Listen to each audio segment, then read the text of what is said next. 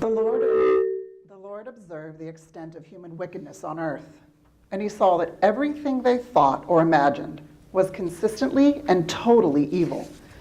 So the Lord was sorry he had ever made them and put them on the earth. It broke his heart. Now God saw that the earth had become corrupt and was filled with violence. God observed all this corruption in the world, for everyone on earth was corrupt.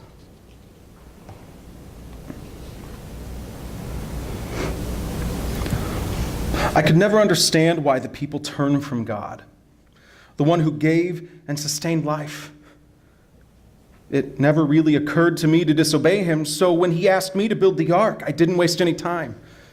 Sure, people mocked and told me I had lost my mind, but I knew that this was some way God would provide for us to survive. I didn't understand, but I didn't really have to. God was going to destroy the world, and they couldn't see it. They were blinded by their sin. Even when the animals came, on their own, 2 by 2, the people couldn't see the miracle. When the first raindrops fell, they were running from the truth instead of to God's salvation. And it broke my heart to see my fellow man destroyed. But I was also shown the mercy of God. He provided a ray of hope. The earth had to be completely covered with death before it could start over. Sin will always need a cover, and God will provide the way. Will future man follow? The Lord had said to Abram, "Leave your native country, your relatives, your father's family, and go to the land that I will show you. I will make you into a great nation. I will bless you and make you famous, and you will be a blessing to others. I will bless those who bless you and curse those who treat you with contempt. All the families on the earth will be blessed through you."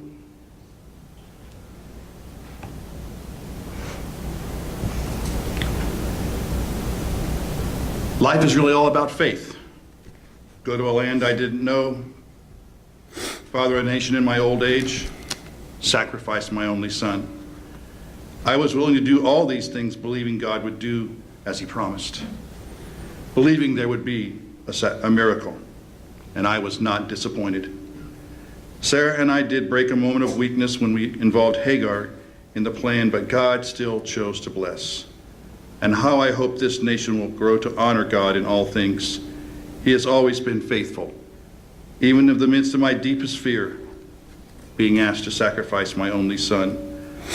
The promise of a nation. I know God would somehow provide a solution. And how my heart leaped with joy when I saw the ram in the thicket.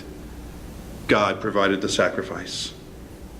He must have known, in some way, how difficult it would have been to give up my only son. No matter where my life ends up with God, God will be leading, providing hope for this nation, and I am truly blessed.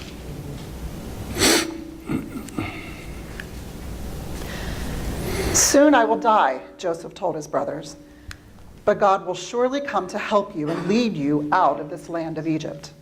He will bring you back to the land he solemnly promised to give to Abraham, to Isaac, and to Jacob."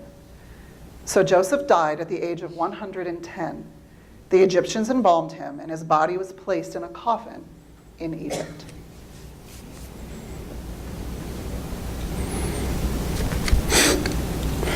If there's one thing that I've grown to believe in my life, is that God can take any situation and use it for good. I had no idea when I was sold into slavery that Egypt would hold my destiny.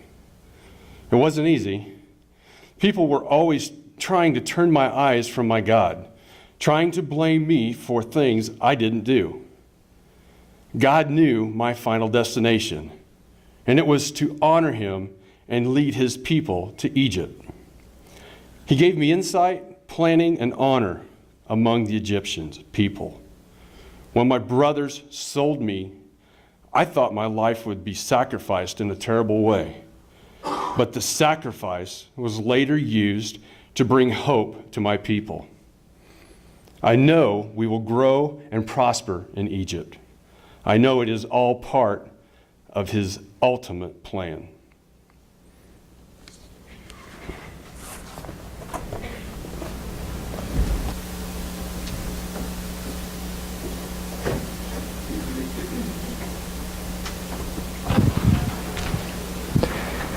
If you're visiting with us, or if this is your first time here, I just want to say special welcome. My name is Jarod. I'm the lead pastor. And if you don't have a church, if you don't have a home church, a place where you worship regularly, I would love to invite you to make this your home church.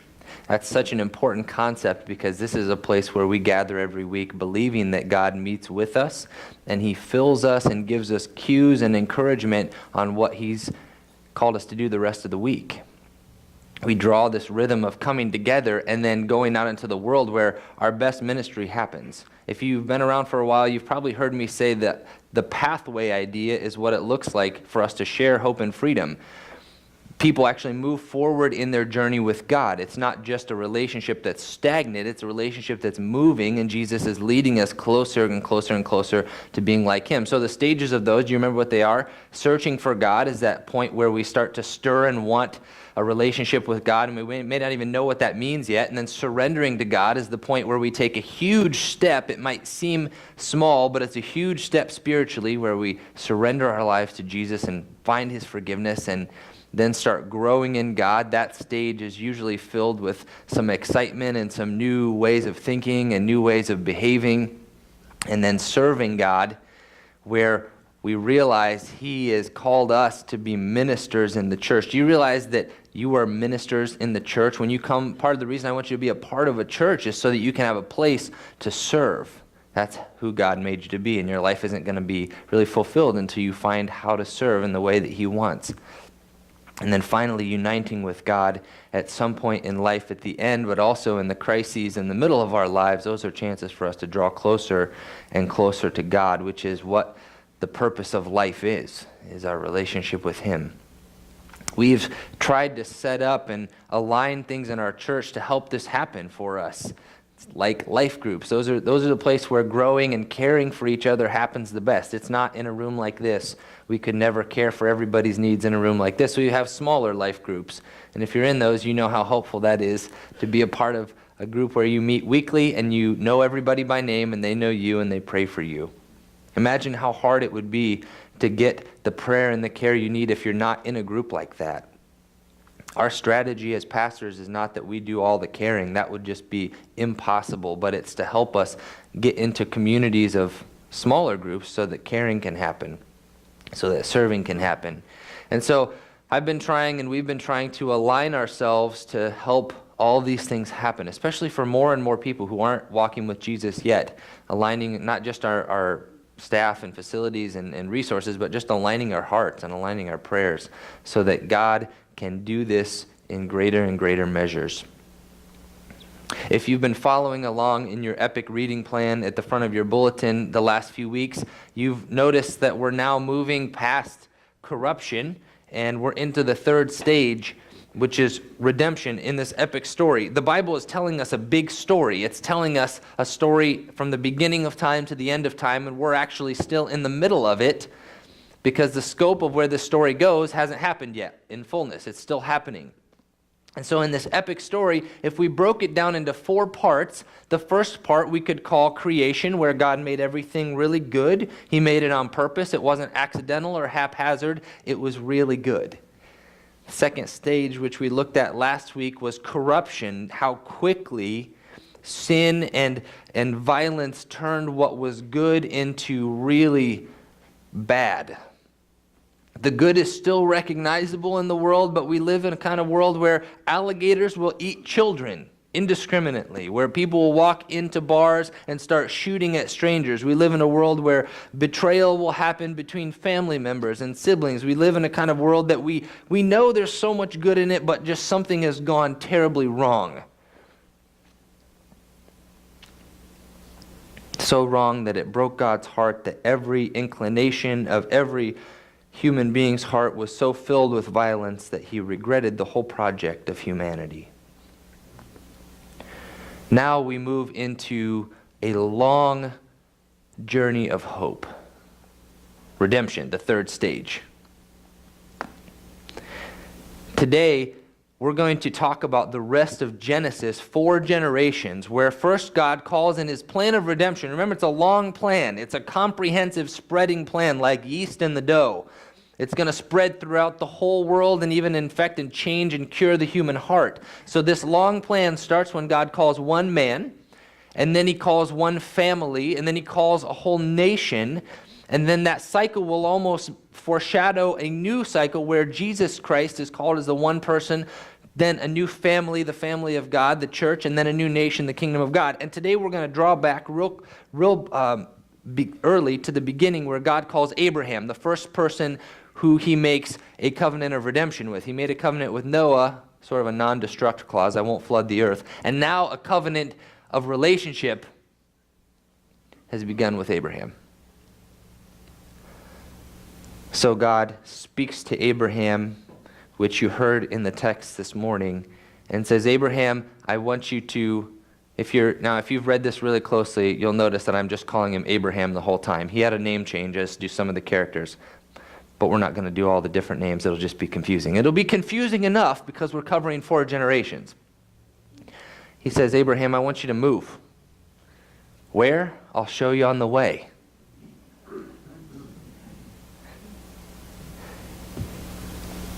And when you move, there's a promise ahead. Where you will go will be a good land, but not just the land. The land's not the point. You and your heritage will be established as a really successful, fruitful nation, and I will bless you. And anybody else who blesses you, I'll bless them too. And anybody else who gives you a hard time, they're going to have to deal with me. And you and your family are going to bless the whole world. Now notice how small the perspective is that God gives Abraham. He doesn't tell him the whole story. He doesn't really give him all the insight into the future and how Christ will come. He just gives him a little command and says, follow me and there will be blessing ahead. And you can already see as we zero down in, we've been cosmic, we've been the whole world, the whole creation. Now we're zeroing into one family and spotlighting one little family's journey in the scope of the whole world, but you can already see how this has global implications. I will bless every family in the world through you. And right here is why Abraham is called the father of our faith, because he responds in faith and he goes. He starts off on a relatively good foot, although fairly quickly we see Abraham's faith failing or at least faltering or stumbling, because immediately we get in the story of Abraham some crisis of his own character. At one point there's a famine in the land, food is really short, and so they go to Egypt where there's an abundance of food, and Abraham realizes the pattern that if I go to Egypt, if I'm anywhere near the king, if I'm anywhere near the Pharaoh, and they see how beautiful my wife is, like they normally do, they might just take her and bring her into the courts of the king and kill me so that she's got no legal ties. So they can just take my wife, as if Pharaoh didn't have enough people at his disposal. So Abraham had a very real fear, and instead, to save his own life, you can imagine the fear of losing your own wife, but then to save his own life, he said, all right, here's the scam. We're going to tell everybody that you're my sister, not my wife. Let's just leave out that little detail so that I don't die.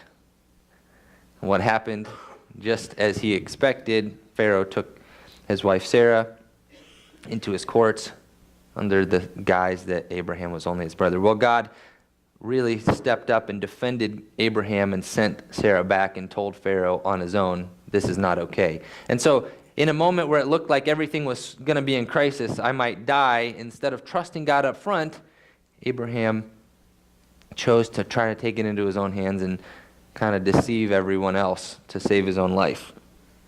Now you would think, okay, I learned my lesson. Even if I was deceptive, God still came through. He still saved us. He still brought her back to me. We still have a chance. But he gets a very same opportunity later on in the story.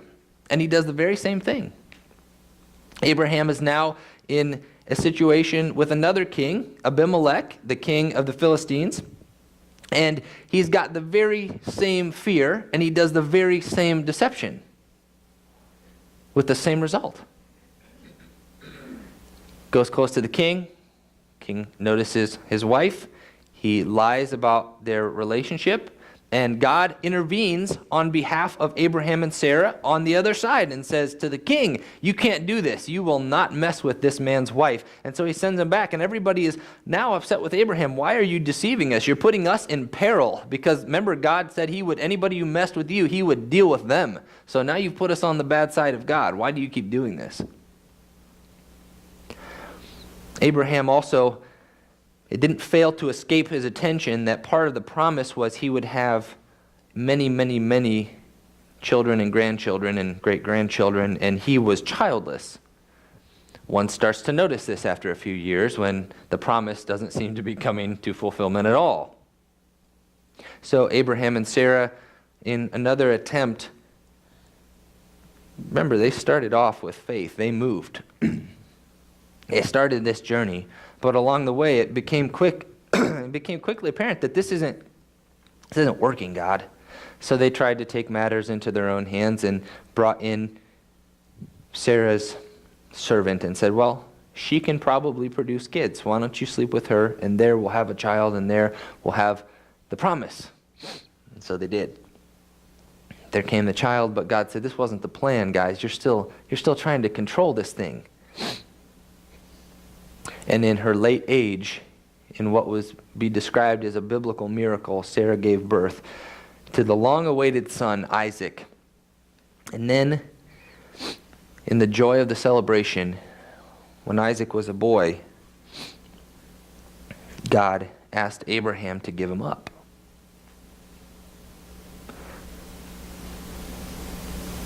Sacrifice him. We see the bookends of Abraham's life lived out in faith with a lot of doubt in the middle. Abraham took his son. You can imagine the emotion of that moment. His only son. The very living, breathing evidence of the promise. What was from God. And he realized, I can't keep taking this stuff into my own hands. I can't keep controlling it. I'm going to give it over. How many times have we, parents, tried to hold on to our kids and take it into our own hands because we don't really trust that God is going to do it? So Abraham is ready to make the ultimate sacrifice of his son when God intervenes and says, no, this was a test. I wanted to make sure I could trust your character. Remember, he had not had a perfect track record, and God brings him to this ultimate point of trust to reinstitute this faithfulness. And he does. He passes this character test. Isaac is now the carrier of the promise. Abraham dies, Isaac lives, and now it's Isaac's story. And God shows up again to Isaac and says, I am the God of your father Abraham. And he reaffirms the blessing and the covenant that he made with Abraham back a long time ago. The covenant to be your God, and you'll be my people, and I'll bless you. The sign of that covenant was circumcision. If you don't know what circumcision is, talk to your parents after church. I don't recommend Google searching it. And so Abraham has passed. Isaac is now the spotlight, and Isaac needs a spouse because Isaac needs children, because Isaac's going to be the carrier of the blessing. So Isaac sends one of his hired men down to look for a wife in a different region. And this is interesting. The servant prays, even in finding a spouse. If you're in this stage right now, even in finding a spouse and trying to find a spouse, it shows that God was still in the details. He cared about that. He was still at work in this aspect of a person's life. And sometimes if you're in that stage and unsuccessful, you feel like God has forgotten you. But he didn't. He didn't forget Isaac. He brought to Isaac's hired hand a woman named Rebekah, who kind of through an indication and a prayer, they had made this deal. God, show me who it is that you want me to marry, or that you want me to bring back to Isaac by these certain things, and then I'll recognize her. Well, they found Rebekah. They brought her back. She was married to Isaac, and now they have a budding family. And then they come to this famine. You'll notice this is sort of a repeated theme with this generation. They come to a famine, and God says, don't go to Egypt like Abraham. Then I want you to stay put. Go to the Philistines. So this sounds really familiar. Isaac goes to the Philistines, and the same king, much older now, Abimelech, same pattern, finding the beautiful women. These men must have really married up. I mean, they obviously had really beautiful wives, because Abimelech did the same thing. When Isaac put on the ruse that this is my sister, where did he learn that from? This is my sister. I'll save my life. And it's like you're just reading. Did I already read this chapter? Because it's happening again, just a generation later. It's like the sin of the father, or that deceit thread just weaves right down. Isaac shows up, and God meets him and says, now it's you. When Isaac dies, this story is now Jacob's story. Isaac and Rebekah had twins. In the Bible times, children were a blessing. So twins, it's a double blessing or something. Or with these twins, it was probably a headache, because the text is humorous. It tells us before Jacob and Esau were even born, they were competing with each other. They were at each other. It says that Jacob was kind of, Esau was born first, and Jacob was kind of trying to grab him and grab his heel and pull him back in, and no, me first. I want to be the oldest. You're minutes apart. It's not that big of a deal. But Jacob was always trying to steal the front and steal the spotlight of the show. So Esau and Jacob were born. And Esau was a very different kind of boy than Jacob was. Esau was the kind of kid who would go out hunting and fishing. He liked to be camping. He liked to be rugged. He probably didn't like to shower very often. He was bearded. He was kind of a father's son. Let's go out into the woods. And Jacob was more of a stay-at-home, clean-shaven, let's help mom cook, let's do something in the house kind of kid. Neither one are better than the other. They were just really different. And so mom kind of favored Jacob. He was kind of a mama's boy. And as they grew up, now there was the tradition of passing on the birthright from father to oldest son. The birthright or the blessing, similar concept, was sort of saying, okay, now son, this is my inheritance, not just the best of my property or the best of my possessions, but this is the spiritual legacy. And remember, we have a very specific, powerful spiritual legacy coming from Abraham now that is passed to you, my oldest son. You are now the carrier of this promise and blessing and heritage and inheritance. And so that blessing and that birthright, that was very significant. Jacob wanted it.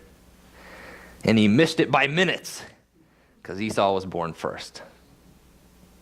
So with a little help from mom, he devised a trick to deceive his dad, who was now old and his eyesight was failing. And in fact, all of his senses were failing. And he wanted to take it. He wanted to sneak in and steal it. So while Esau was out hunting, mom helped Jacob costume up, smell like his brother, sound like his brother. He even put some hair on to feel like his brother, some fake hair, in case his father touched him. Apparently Esau was really hairy. So Jacob comes in and says, I am your son Esau. And Isaac prepares to give him the birthright. Jacob deceives his father, receives the birthright, and is now the one in line for the promise. It's as if he just, notice further on in his story too, it's like he's always grabbing for the blessing. It's like he never trusts that the blessing will come to him. He's always trying to take it.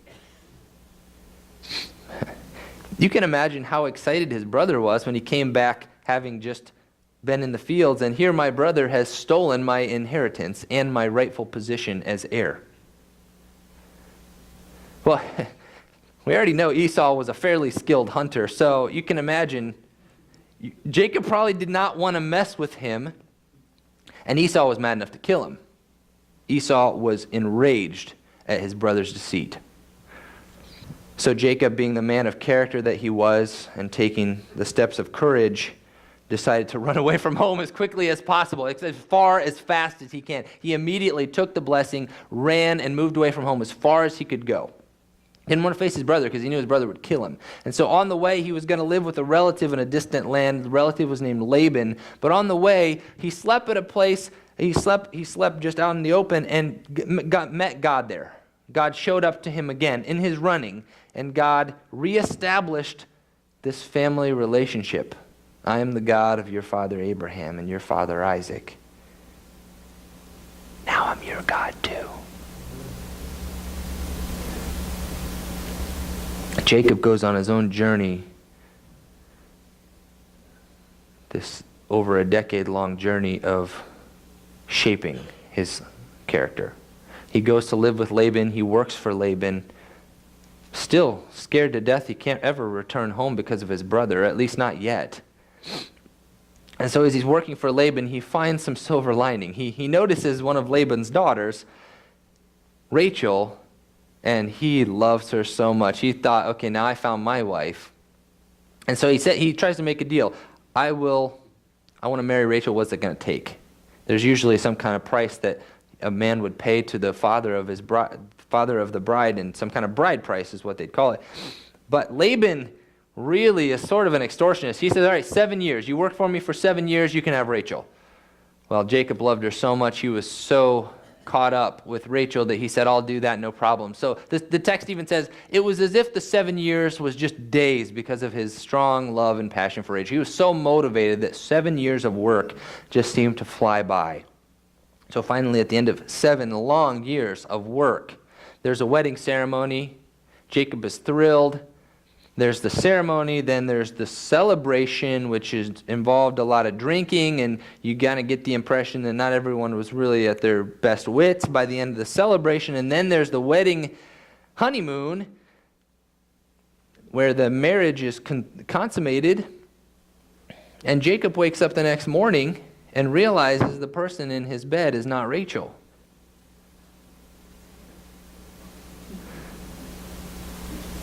Not a good morning. And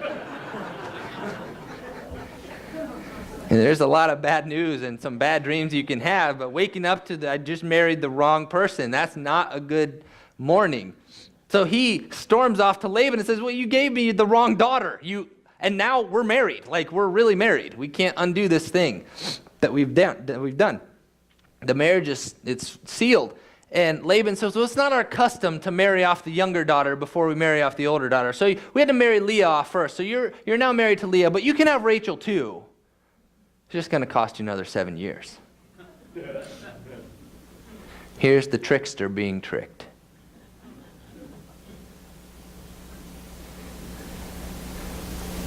Still wanting to marry Rachel, Jacob agrees, and 7 more years of service. He got to marry her at the beginning of the 7 years, but now he has 2 sister wives. Think about how much fun that is in the house.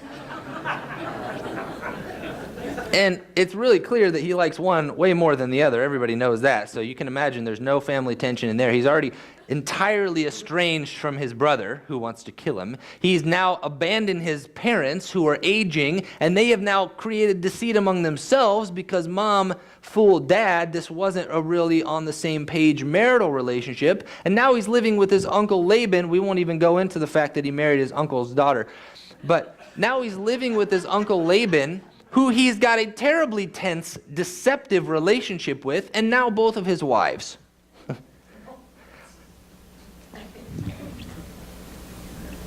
After 7 years, he finally comes to terms with realizing my favor with Laban is diminishing, and it's time to go home. He takes his wives. He's become very wealthy because God has continued to bless him. Remember the promise. God has been faithful to that. He's blessed him. He's very wealthy and successful. And he takes his wives and his kids and all of his wealth, and he starts to head for home.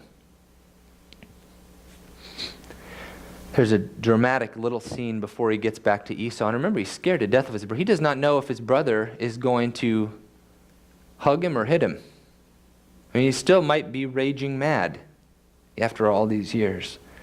And so he sends everyone else ahead, and he stays on the other side of a stream. And there's a curious little passage about Jacob wrestling with God. He meets an angel of God that night, and he wrestles with him until daybreak. And Jacob is clinging to this angel who says, "Let me go." And Jacob says, "I will not let you go until you bless me." What is it with this guy? Still wrestling out his own blessing when it was already promised to his family. Next day he gets up, and if this were a movie, I don't have a movie clip of it because that media didn't exist back then, but if this were a movie, there would be this epic scenario of all of Jacob's gifts. He sent ahead all these servants and all these gifts and all this wealth ahead to his brother, hoping to soften his heart and cool his anger. And so all these gifts of entourage went on ahead, and Esau's coming this way and all the gifts, and then Jacob is coming this way with his family, and he put his favorite wife and his favorite kids in the back so that if Esau did go on a killing spree, they might be able to escape. So as they're coming together, Esau sees the gifts. He passes them right by. He runs directly to Jacob, and you can imagine in a battlefield sort of sprint, Jacob is probably has a sinking heart until he can see the face of his brother, which is shining, not raging. Esau comes to him, embraces him, hugs him, says, "I don't want your gifts, I just want my brother. I'm glad you're back." After years and years of estrangement, this is as old as time, but this is as new as our families, isn't it? God still does these kinds of things. And now Jacob and Esau settle their score, and Jacob settles down, and Jacob has a bunch of kids, and now the story is Jacob's children. Jacob's children, he has many of them, but Rachel doesn't have as many. Rachel's not as fruitful as Leah. Rachel has a son named Joseph. And you know Jacob favors his wife, and he also favors Rachel's children. And Joseph was the youngest. He was the baby of the family. Anybody a baby of the family? And he was spoiled. I won't ask if you're spoiled. But he was extremely spoiled. Joseph didn't have to do all the chores his older brothers did. Joseph got special treatment. Joseph got special stuff. He got special gifts. He got a really cool coat when none of the other people did. So his brothers didn't like him. They were already half-brothers, and they already didn't like him, and they hated how he was treated and spoiled. So they devised a plan, especially after Joseph had these dreams.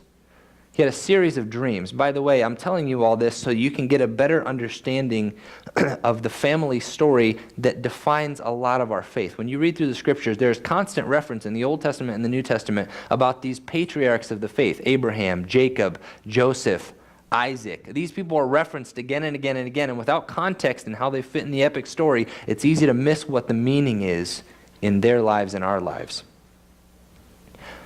So Joseph has a series of dreams in which his brothers come and bow down before him and serve him. And he's probably a teenager at this point, and he has the brilliant idea to tell them his dreams. A slight lapse in judgment there. And so his brothers, for them, that's just too much. They decide to kill him. Again, seems to be a family theme, doesn't it? Brother against brother, started back as old as Cain and Abel.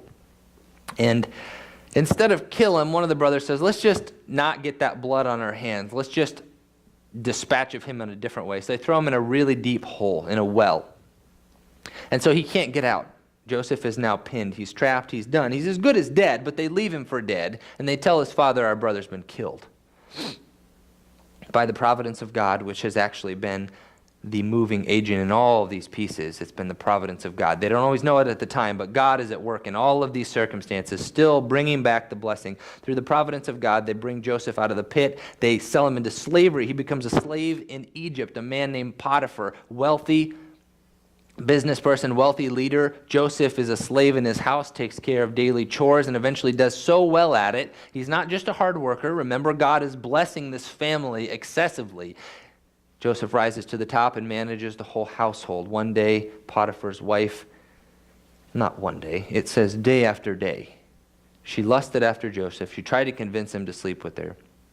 If you think the Bible is G-rated, you're just not reading it closely. It's not. sometimes in the Hebrew, like they wouldn't even read it to children.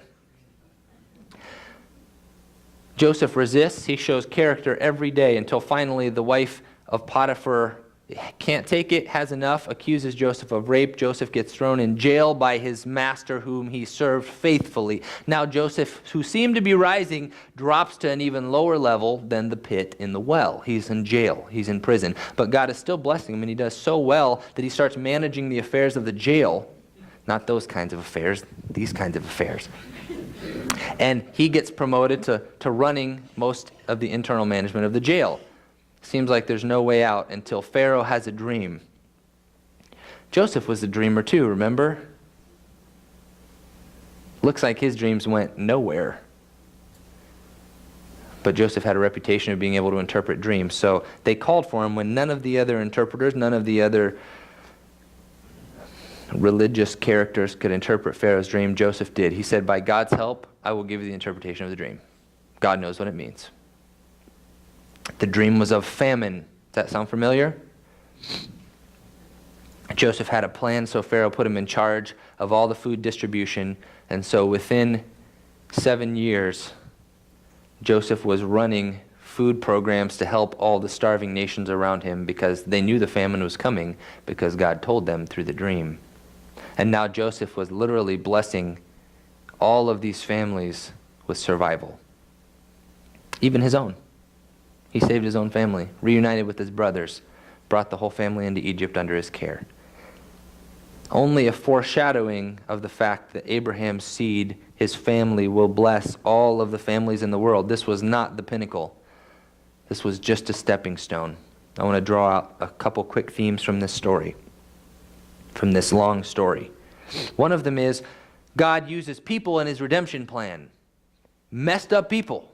Broken families, dysfunctional relationships, people with character flaws. You and I can take hope in this because God uses people in his redemption plan. And he's even redeeming them in the process. Another theme is that God calls us, and then there's a journey of faith. We often do not get the details. Doesn't that sound like some things in your life when God's been working? He'll call you, you know he's speaking, you know there's steps of faith, you have no idea where it's going, you just know you need to get up and move. That's what God does. More times than we would ever like to admit. Go to the land I will show you. Where are we going? Just go. I'll show you. And they'll be good. I promise it'll be good. In the end, it'll be good. There's always tests and development of character. All of these people, in all of these stages of their life, there were circumstances that tested them. It tried to burn out the deceitfulness and the control and the fear in them and help them be faithful men and women of God. God put them through these character tests, sometimes again and again and again, to help them develop into the kind of people we could trust to carry on this redemption plan. Has that ever happened to you? Sometimes if it seems like, man, this thing keeps happening to me, why does the same old thing keep happening? Maybe you're not yet passing the test. And God in his mercy gives you another chance. Because to him, your character is just about the most important thing. If he can't trust you, he's not going to open up the next step. Another theme in this story is that God shows up to each new generation. It's not just Abraham's faith by default. I am the God of your father and your grandfather and your grandmother, and now I want to be your God too. But you got to want that too. Because if you stop, this covenantal relationship stops. It's not forced. Friends, for a lot of us, our parents' faith has been the thing that we've lived under, or our grandparents, or a godly relative, and we've lived under that. God is going to show up, and probably already has to you at some point, and says, now what about you?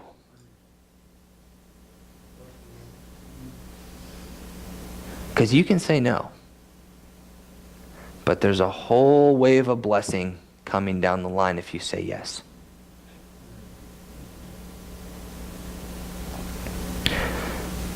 We find Joseph's family now prospering like God said they were in Egypt. but within a few generations, they are so numerous that they become enslaved by the nation of Egypt. This people that God has blessed, this family that is growing, is trapped, is not free to worship, hardly has a memory of the blessing of Abraham. Seems like a distant, foggy memory. So the whole redemption plan of God seems to be in great jeopardy. Next week we'll take up Exodus through Malachi with the rest of the story in the Old Testament. Would you stand?